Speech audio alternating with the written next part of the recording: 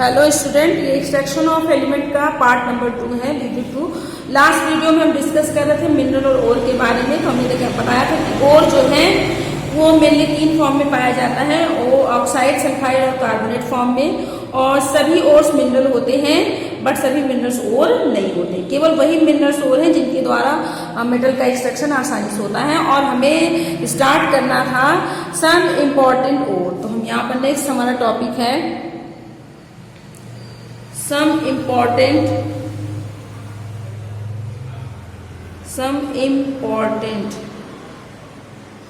important ore of metals। कुछ धातुओं के इम्पोर्टेंट ओर के बारे में हमें डिस्कस करना है। Some important ores of metal. Clear? तो अब देखिए यहाँ पर हम एक टेबल बना लेंगे। मेटल, उसके बाद यहाँ पर है हमारा ओर, और फिर उसके बाद उसके फॉर्मूले, उसका कॉम्पोजिशन या किससे बना हुआ है, फॉर्मूला ऑफ ओर, ओर के फॉर्मूले। क्लियर? तो फर्स्ट हमारा है मेटल, और उसके बाद ओर का नाम, नेम ऑफ ओर, और फिर फॉर्मूला। देखिए फर्स्ट है हमारा, दैट इज, हम पहले ले लेते हैं कौन सा मेटल। जैसे हमने पहले ले लिया पोटेशियम, दैट इज के। तो पोटेशियम का ओर हम लिखेंगे, पोटेशियम का ओर क्या है, दैट इज सिल्वाइन। एक ओर जो इम्पोर्टेंट है, सिल्वाइन।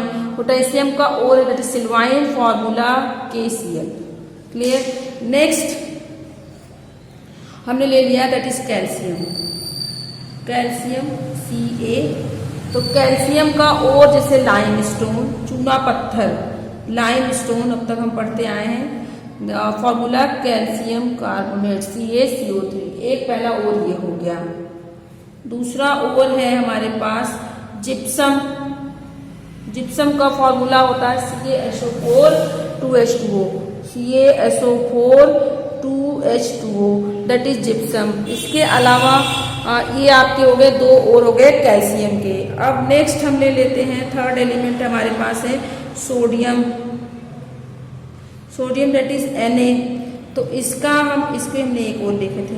अब सोडियम का और हमने ले लिया एक और, that is rock salt.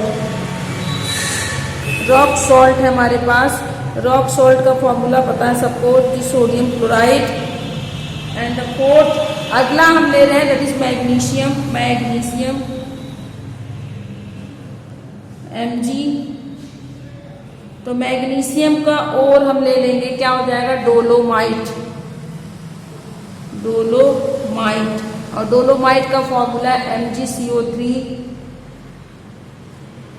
Magnesium carbonate and calcium carbonate, MgCO3 and CaCO3। ये हो गया आपका डोलोमाइट। क्लियर है? मैग्नीसाइट एक और होता है, मैग्नीसाइट, और मैग्नीसाइट का फॉर्मूला MgCO3 हो गया। नेक्स्ट हम अगला ले लेते हैं एलिमेंट, दैट इज एल्यूमिनियम। ये इंपॉर्टेंट है एल्यूमिनियम, क्योंकि हमारे कोर्स में एल्यूमिनियम, कॉपर, आयरन और जिंक का एक्सट्रैक्शन है।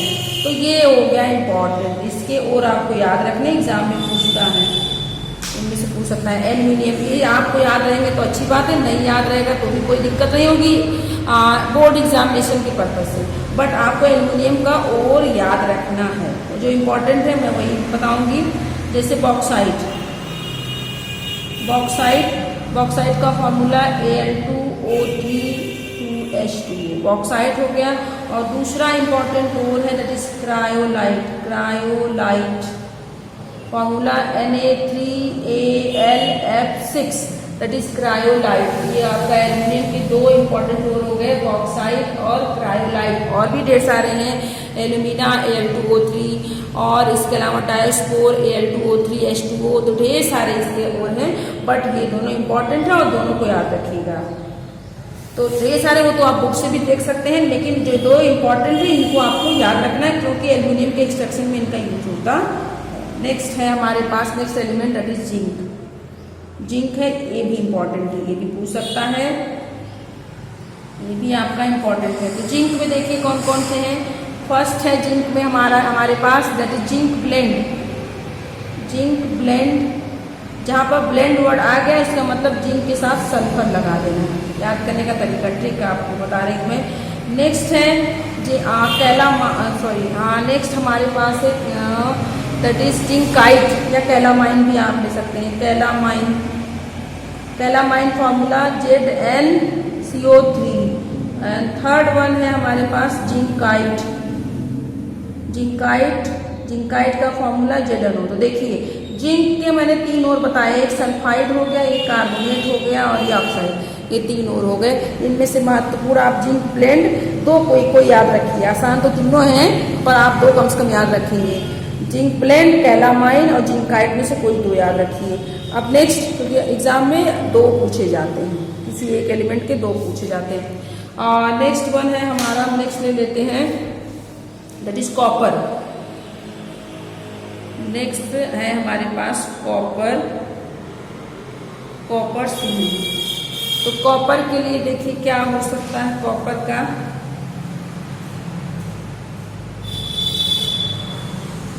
कॉपर के एस के पहला कॉपर पायराइट, बहुत ही कॉमन, आप क्लास 10 से पढ़ते आ रहे हैं। कॉपर पायराइट या इसी को एक नाम और इसका कैल्कोपायराइट।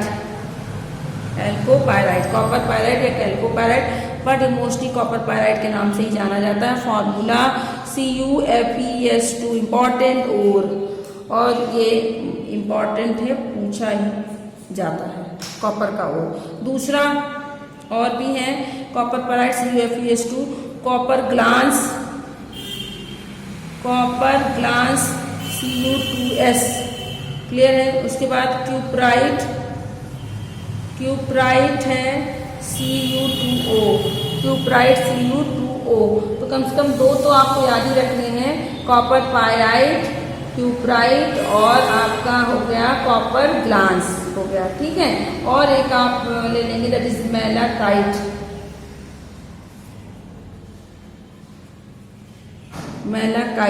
नेक्स्ट आपका क्या है दैट इज मैलाकाइट क्या फॉर्मूला CuCO3 एंड CuOH का होल ट्वाइस, CuOH का होल ट्वाइस, ये हो गया, ये नहीं होगा, CuCO3 एंड CuOH का whole twice that is malachite, clear.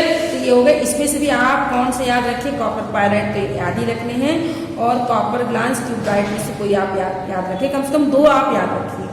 Next आपका है आयरन, नहीं हुआ है अभी, आयरन दैट इज Fe, ये भी इम्पोर्टेंट है, ये वाला भी इम्पोर्टेंट है क्योंकि 4 हैं आपके कोर्स में, तो ये चारों बड़े इम्पोर्टेंट हैं।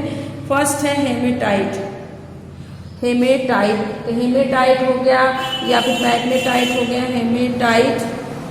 Haematite Fe2O3।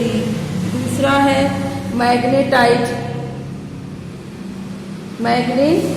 है आपका, मैग्नेटाइट दैट इज Fe3O4। फिर है आपका सीडेराइट FeCO3, सीडेराइट, ये हो गया। और आपके पास और भी हैं, सीडेराइट हो गया, मैग्नेटाइट हो गया, हेमेटाइट हो गया, लेकिन मोस्टली आपको ये 3, लिमोनाइट भी है, बट आप ये 2 याद रखिए, हेमेटाइट और मैग्नेटाइट, क्लियर। अब एक चीज नेक्स्ट है और आप देख लें, जैसे क्रोमियम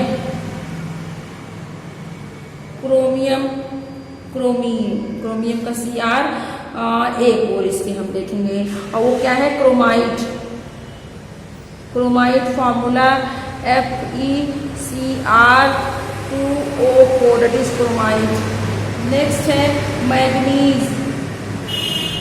नेक्स्ट हमारे पास क्या है मैग्नीज, सिंपल से लिखते हैं Mn, मैग्नीज। तो मैग्नीज में क्या है हमारे पास पायरोल्यूसाइड, एक और है, वो क्या है that is MnO2, pyrolusite that is MnO2। इसके अलावा आप देखिए लेड Pb, तो Pb के लिए क्या है गैलेना, तो PbS और इसका फॉर्मूला ठीक है। नेक्स्ट है हमारे पास मरकरी। मरकरी का आप देखेंगे तो क्या है, सिनेबार। मरकरी का क्या है आपका, सिनेबार। Formula HgS। क्लियर है। तो इस तरीके से ये हो गए ढेर सारे इंपॉर्टेंट, और जो आपको उनमें से भी सब भूल जाइए, फर्क नहीं पड़ेगा, लेकिन कम से कम कॉपर, आयरन, और कॉपर हो गया, आयरन हो गया, एल्यूमिनियम हो गया, जिंक हो गया, इनके आपको याद रखने, क्योंकि एग्जाम में इनके पूछे जाते हैं। क्लियर है। और याद रखने को तो आप सबके एक और बड़े आसानी से याद रख सकते हैं, क्योंकि इतना टफ भी नहीं है। क्लियर है ना। तो ये आपके और हो गए इंपॉर्टेंट और। अब नेक्स्ट है, वो भी कॉपर में ये दोनों याद रखिए कम से कम ये वाले, और आयरन में इन दोनों को आपको याद रखना है। अक्सर एग्जाम में पूछा जाता है कि आयरन के दो महत्वपूर्ण अयस्क के नाम और उनका फॉर्मूला लिखिए, तो आप किसी दो को लिख करके उसका फॉर्मूला सकते हैं। तो ये आपके हो गए कुछ महत्वपूर्ण अयस्क हो गए। अब हम बात करेंगे कि मेटल, क्योंकि अब हमारे पास एक ओवरव्यू हो गया कि हमें इस चैप्टर में पढ़ना क्या है। सबसे पहले देखिए कि पहले हमने देखा कि हमें इस चैप्टर में एलिमेंट का एक्सट्रैक्शन पढ़ना है, फिर देखा कि एलिमेंट 3 टाइप्स के थे, मेटल, नॉन मेटल, मेटलॉइड। अब हमने देख लिया मेटल क्या होता है, मेटलॉइड क्या होता है, नॉन मेटल क्या होता है। अब इन तीनों को देखने के बाद हमको मेटल, नॉन मेटल, मेटलॉइड को वहीं पे छोड़ देना है, हमें किसको लेके चलना है, मेटल को। फिर हमने देखा कि मेटल दो फॉर्म में पाया जाता है, फ्री स्टेट, कंबाइंड फॉर्म में। फ्री फॉर्म वाले कम रिएक्टिव हैं और आपके जो कंबाइंड फॉर्म में वो ज़्यादा रिएक्टिव। अब हमको फ्री को यहीं छोड़ देना है, कंबाइंड को लेके चलना है, क्योंकि हमें मेटल को एक्सट्रैक्ट करना है। तो मेटल को एक्सट्रैक्ट करना है तो हमें जो है, जब मेटल को हमको एक्सट्रैक्ट करना है तो हमें क्या करना पड़ेगा कि कंबाइंड फॉर्म में उनको कंबाइंड फॉर्म में होंगे तभी हम उनको एक्सट्रैक्ट कर सकेंगे। इसलिए हमको क्या करना है कि हम कंबाइंड फॉर्म को यहाँ पर लेके चलेंगे। जब हम कंबाइंड फॉर्म को यहाँ से ले करके चलेंगे तो अब हमने देखा कि ओर क्या होता है, मिनरल क्या होता है, फिर ओर देख लिया हमने। अब हमको यहाँ पर डिस्कस करना है मेनली एक्सट्रैक्शन ऑफ मेटल। तो थोड़ा सा इसका ओवरव्यू, या मेटलर्जी किसे कहते हैं, तो एक टॉपिक है दैट इज मेटलर्जी। मेटलर्जी क्या होती है थोड़ा सा देख लेंगे, उसके बाद हम डिस्कस करेंगे मेटलर्जी क्या होती है, या एक्सट्रैक्शन ऑफ मेटल क्या होता है। मेटलर्जी, या इसी को बोलते हैं एक्सट्रैक्शन ऑफ मेटल। मेटलर्जी, या फिर इसी को कहते हैं एक्सट्रैक्शन ऑफ मेटल्स। मेटल का एक्सट्रैक्शन क्या होता है। तो व्हाट इज मेटलर्जी और एक्सट्रैक्शन ऑफ मेटल। तो द प्रोसेस ऑफ एक्सट्रैक्शन, या the process of extraction of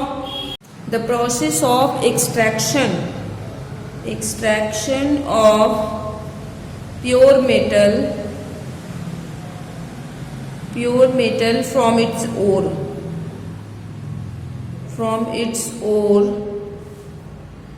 is called metallurgy.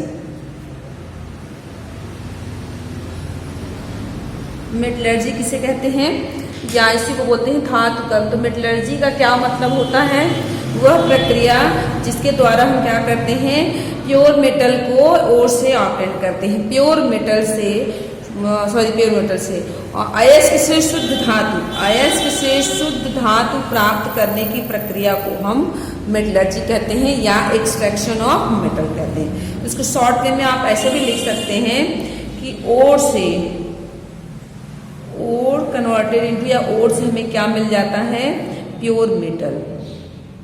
ओर से प्योर मेटल हमें बनाना है, and this process is called metallurgy. इस प्रक्रिया को बोलते हैं मेटलर्जी, या फिर एक्सट्रैक्शन ऑफ मेटल। धातुओं का निष्कर्षण या धातुकर्म को हम मेटलर्जी कहते हैं। क्लियर है। अब हम इसका एक शॉर्ट व्यू देखेंगे कि यदि हमें मेटल का एक्सट्रैक्शन करना है तो किस तरीके से होगा, या मेटल के एक्सट्रैक्शन कितने स्टेप में होता है। तो थोड़ा सा हम देख लें तो इसे कितने स्टेप्स होते हैं। तो कॉमन स्टेप्स इसमें कितने हैं, तो एक्सट्रैक्शन ऑफ मेटल या metallurgy, extraction of metal involve following step. कौन कौन से स्टेप हैं, विभिन्न स्टेप हैं। तो धातुओं के निष्कर्षण या मेटलर्जी धातुकर्म के विभिन्न स्टेप्स हैं। कौन कौन से हम देखेंगे। फर्स्ट है, सबसे पहले क्या करते हैं, crushing and grinding. Crushing and grinding of the ore, इसको हम डिटेल में पढ़ेंगे। Crushing and grinding of the ore, सबसे पहले हमें जो ओर प्राप्त होता है वो काफ़ी बड़े टुकड़ों में होता है, तो सबसे पहले उसको छोटे टुकड़ों में करते हैं, दैट इज क्रशिंग।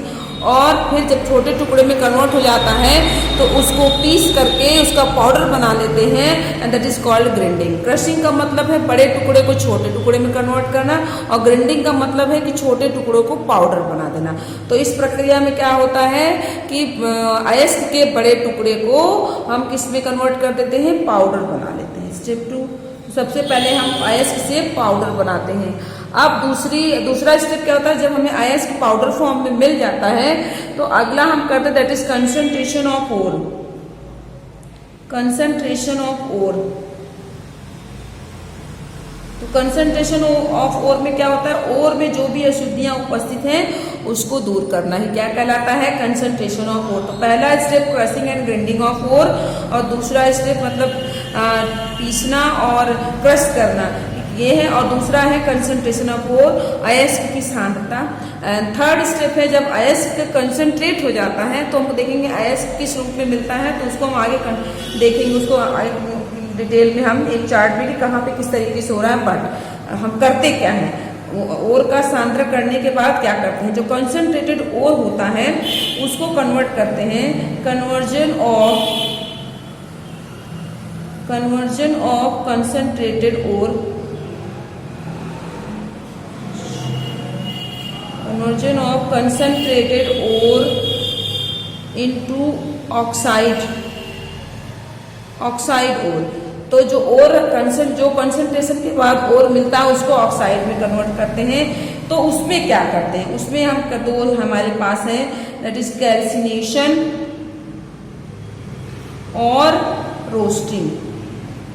कैल्सिनेशन करते हैं और रोस्टिंग करते हैं, और जब कैल्सिनेशन और रोस्टिंग हो जाता है और हमें ऑक्साइड फॉर्म में मिल जाता है, तब हम क्या करते हैं, ऑक्साइड ओर से ऑक्सीजन रिमूव कर देते हैं। तो रिडक्शन ऑफ ओर, अगला स्टेप क्या हो जाएगा, that is reduction of ore. अयस्क का अपचयन करते हैं, उसमें से ऑक्सीजन रिमूव करके हम क्रूड धातु, कच्चे धातु या फिर इम्प्योर मेटल ऑब्टेन करते हैं। जब हमें धातु मिलती है, रिडक्शन ओर का रिडक्शन करने के बाद वो धातु अशुद्ध होती है, उसमें अशुद्धियाँ होती हैं, तो उसको दूर करने के लिए लास्ट में हम क्या करते हैं, दैट इज प्यूरिफिकेशन और रिफाइनिंग ऑफ ओर।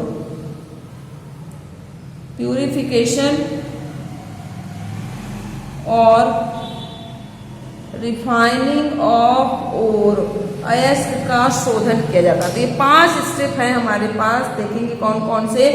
पहला crushing and grinding of ore, दूसरा कंसंट्रेशन ऑफ ओर, तीसरा हमारे पास कैल्सिनेशन है और रोस्टिंग है जिसमें conversion of concentrated ore into oxide.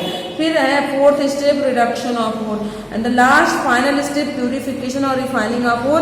इतना करने पर हमें ओर से क्या मिल जाता है, हमें प्योर मेटल प्राप्त हो जाता है। और हमें मेटल के एक्सट्रैक्शन या मेटलर्जी में क्या करना है, अयस्क से शुद्ध धातु प्राप्त करना है। तो अयस्क से शुद्ध धातु प्राप्त करने के लिए इतने स्टेप्स हमको, फर्स्ट स्टेप से लेकर के लास्ट स्टेप तक हमको जाना पड़ता है, तब हमें अयस्क से शुद्ध धातु मिलती है। इसको और डिटेल में हम देखेंगे थोड़ा सा, इसमें क्या क्या चीजें होती हैं।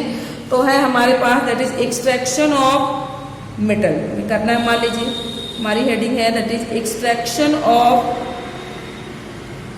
मेटल, मेटल का एक्सट्रैक्शन करना है।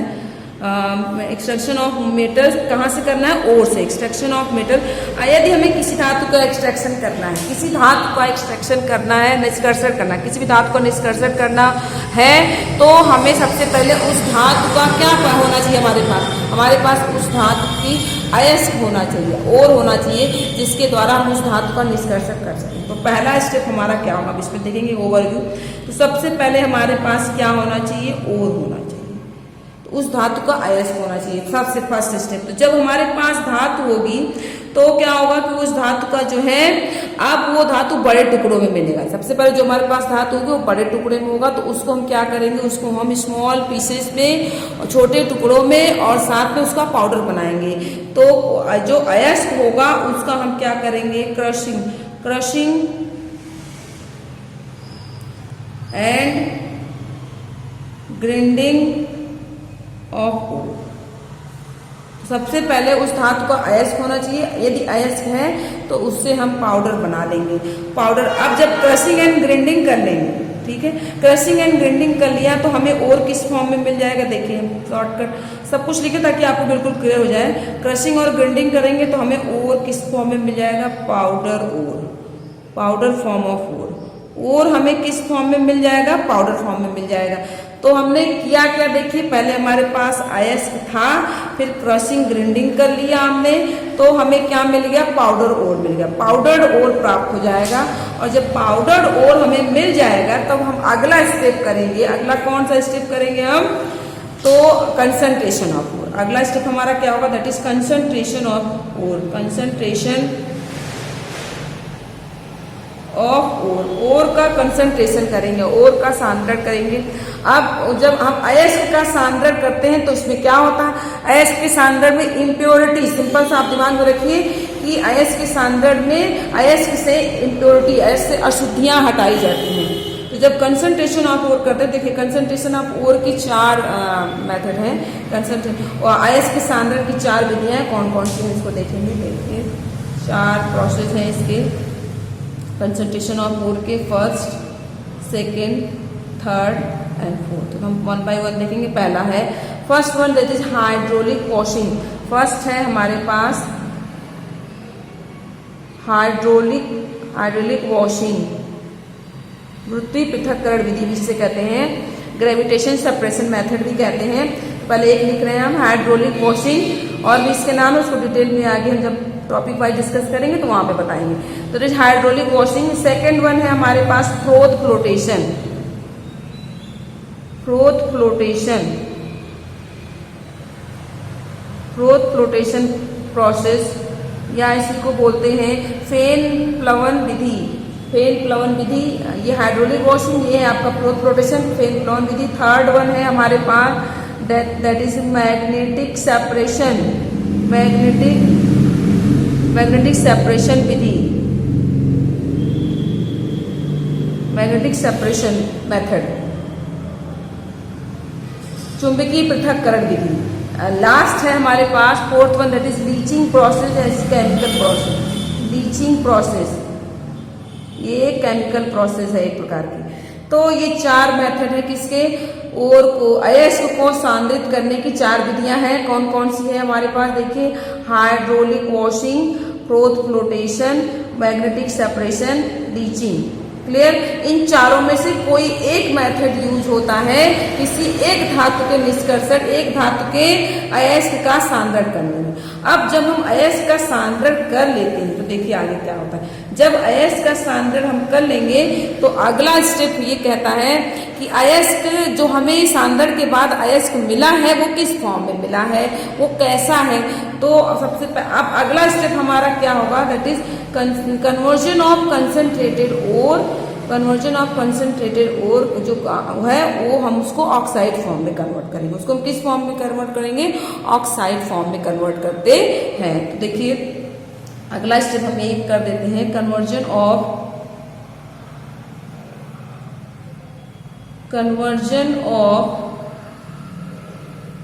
कंसंट्रेटेड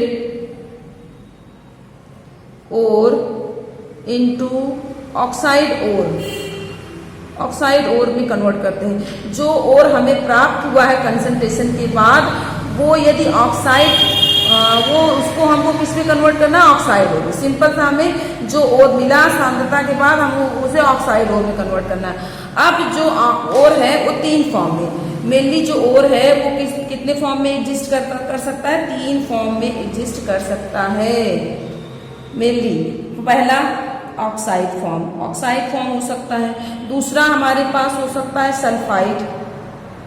दूसरा और किस फॉर्म में हो सकता है, ऑक्साइड और हो सकता है, या फिर सल्फाइड फॉर्म में हो सकता है, या कार्बोनेट या हाइड्रेटेड फॉर्म में हो सकता है।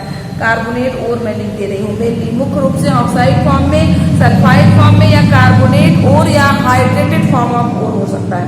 अब यदि ऑक्साइड फॉर्म में है, ऑक्साइड फॉर्म में और है तो हम क्या करते हैं, ऑक्साइड फॉर्म में, तो इसकी रोस्ट ऑक्साइड फॉर्म में, तो सीधे हम रिडक्शन ऑफ ओर में चले जाते हैं, सीधे हम ओर का रिडक्शन कर देते हैं और अयस्क का अपचयन कर देते हैं। लेकिन यदि सल्फाइड फॉर्म में है हमारे पास ओर, तो सल्फाइड फॉर्म वाले ओर को हम क्या करेंगे, रोस्टिंग करते हैं।